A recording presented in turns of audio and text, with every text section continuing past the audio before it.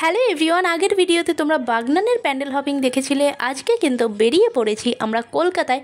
আর শ্রীভূমিতে প্রথমে যাব ঠাকুর দেখার জন্য। শ্রীভূমিতে কদিন দেখেছি এত ভিড়, সেই জন্য আজকে ভাবলাম আমাদের কতক্ষণ লাইনে দাঁড়াতে হয় তার ঠিক নেই। বাট এখন ঘড়িতে বাজে 9:30 আর আমরা মাত্র 1 ঘন্টার ভেতরেই কিন্তু ঠাকুর দেখে বেরিয়ে পড়েছি।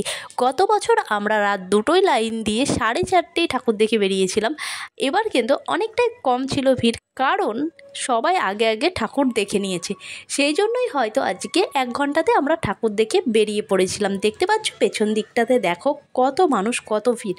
আর এখানে দড়ি ধরে রাখছিল, সেই জন্যই কিন্তু এতটা ভিড় হচ্ছিল। যদি দড়ি ধরে ধরে না ওরা এভাবে ব্যবস্থা করতো তাহলে কিন্তু ভিড়টা অনেকটা কম হতো।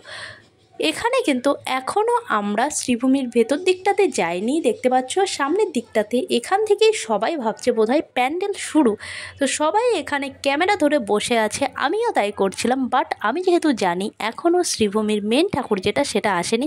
এই গেটটা দেখতে পাচ্ছ, এটা প্রথম গেট। এর পরে কিন্তু 2টো গেট আসবে, তারপরে গিয়ে ঠাকুর দেখা যায়। যারা গেছে তারা অবশ্যই জানে, আর যারা আমার মতো প্রথমবার গেছিলে তারা নিশ্চয়ই জানো না। তাদের বলে রাখি, এখানে 2টো গেট। প্রথমে দেখে মনে হবে যেন এটাই প্যান্ডেল, বাট এটা কিন্তু প্যান্ডেল নয়। 2টো গেট পার হওয়ার পরে তারপর আসবে মেন প্যান্ডেল। আর এখানে অনেকটা গলি মতো করা, সেই জন্য অনেকটা টাইম লাগে এখানে যেতে। তার মাঝখানে বাঁশ বেঁধে দিয়েছে, সেই জন্য এতটা লেট হচ্ছিল। ফাইনালি কিন্তু আমরা চলে এসেছি শ্রীভূমির মেন গেটের সামনে। তো এই হলো শ্রীভূমি প্যান্ডেল। চলো তোমাদের একটু ঘুরিয়ে দেখিয়ে দিই, তারপর যাব আমরা লেক টাউনের কয়েকটা প্যান্ডেল দেখার জন্য।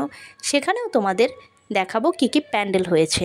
আর গত বছর শ্রীভূমিতে যখন এসেছিলাম তখন কিন্তু দেব এসেছিল, সেই জন্য আরও ভিড় বেশি হয়েছিল। যদিও সেটা জানতাম না, গিয়ে দেখি দেব এসছে, তো সেই জন্য অনেকক্ষণ দাঁড় করিয়ে রেখেছিল। বড় স্ক্রিনে দেখছিলাম আমরা যে দেব ঢুকছে সব কিছু। তো আমরা যখন গেলাম তখন দেব বেরিয়ে গেল, তো সেই মুহূর্তে দেখেছিলাম, এখানেই দেখেছিলাম। তো আজকে কিন্তু ফাইনালি আমরা প্রথম ঠাকুর দেখে নিলাম। এই হলো শ্রীভূমির মা দুর্গা। এখান থেকে ঠাকুর দেখে যখন বেরোচ্ছিলাম এত গরম লাগছিল কি বলবো। এদিকে গরম লাগার কারণ হলো এক্সিটের গেটটা এতটা সরু মতো, সেখানে আবার এসির যে আউটডোরটা রেখেছিল সেই জন্য এত গরম ছিল। তো ফাইনালি আমরা বেরিয়ে এসেছি শ্রীভূমি থেকে। দেখতে পাচ্ছ, চলো এরপর কয়েকটা ঠাকুর তোমাদের পরপর দেখিয়ে দিই। এই হলো প্রথম ঠাকুর। এখানে প্যান্ডেলটা সেরকম করেনি, শুধুমাত্র ঠাকুরটাই তোমাদের দেখানো ছিল। এখান থেকে বেরিয়ে একটু খিদে পেয়ে গেছিলো, সেই জন্য কিন্তু আমরা এই লিট্টি যেটা হয় এটা আমি প্রথমবার খেলাম। অনেকবার দেখেছি বাট এটা ট্রাই করিনি, এই প্রথমবার খেলাম। এর সঙ্গে এই আলু মাখাটা দেয়, দুর্দান্ত লেগেছে আমার খেয়ে। তো 40 টাকা করে নিয়েছিল, 4টে ছিল। এবার এখান থেকে চলো আরও একটা ঠাকুর তোমাদের দেখিয়ে দিই। এই প্যান্ডেলটা দেখো, এটা ছিল সম্পূর্ণ বইয়ের ওপর। যে বইগুলো আজকে হারিয়ে যেতে চলেছে, বাংলার ঐতিহ্য হারিয়ে যেতে চলেছে, সেটাই কিন্তু দেখানো হয়েছে এই প্যান্ডেলে। দেখতে পাচ্ছ পরপর কিন্তু বইয়ের, উপন্যাসের সব ছবি দেওয়া আছে। আর এখানে কিন্তু লেখাও আছে, যদিও লেখাপড়ার টাইম তারা দেবে না, ঢোকার সঙ্গে সঙ্গেই বলবে যে বেরিয়ে যাওয়ার জন্য বাঁশি বাজাতে থাকবে। তো কী আর করা যাবে, এক নজরে একটু দেখে নিয়ে এবার আমরা চলো ভেতরের দিকে যাই। ভেতরের দিকে মা দুর্গা আছে, এটা বাইরের ব্যাকগ্রাউন্ডটা দেখতে পাচ্ছ। এবার চলো ভেতরের দিকটা যাওয়া যাক। ভেতরে মা দুর্গাকে করেছে বইয়ের ওপর পুরোপুরিভাবে, দেখলেই বুঝতে পারবে। চলো ভেতর দিকে যাওয়া যাক।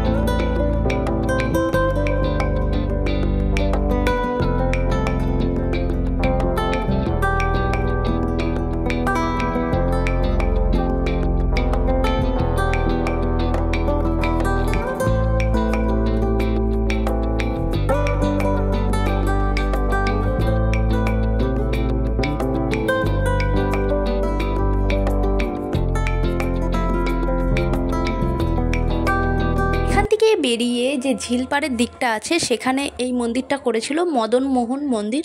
তো এখানে এতটাও ভিড় ছিল না, আমরা এখানে গিয়ে দেখলাম মন্দিরটা বেশ ভালোই করেছে, তবুও কিন্তু ভিড় এখানে বেশি নেই। শ্রীভূমির নামটা এমনভাবে ছড়িয়ে গেছে যে মানুষ শ্রীভূমিতে সত্যিই ভিড় করে।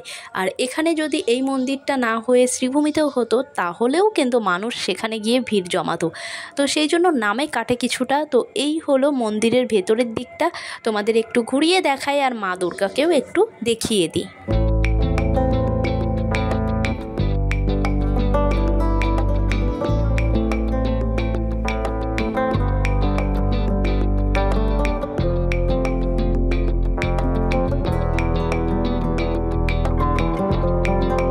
এখানে ঠাকুর দেখা কমপ্লিট। আরও কিছু ঠাকুর ছিল দমদম পার্কের দিকটাতে, সেদিকটায় আর যাইনি। এখন বাজে 11:30 আর এখন আমরা যাব বাড়ির দিকটাতে, কারণ আজকে আর ঠাকুর দেখার ইচ্ছা ছিল না। মেনলি আমরা শ্রীভূমিটা দেখার জন্যই এসেছিলাম। শ্রীভূমিটা দেখা হয়ে গেছে আর আশেপাশে এই কয়েকটা ঠাকুর দেখে কিছু খাওয়া দাওয়া করে এবার কিন্তু আমরা ফিরে যাব বাড়িতে। দেখা হচ্ছে নেক্সট ভিডিওতে। ততক্ষণের জন্য ভালো থেকো, সুস্থ থেকো আর অবশ্যই পুজোটাকে এনজয় করো। আর যদি নতুন হয়ে থাকো সাবস্ক্রাইব করে নিতে ভুলো না।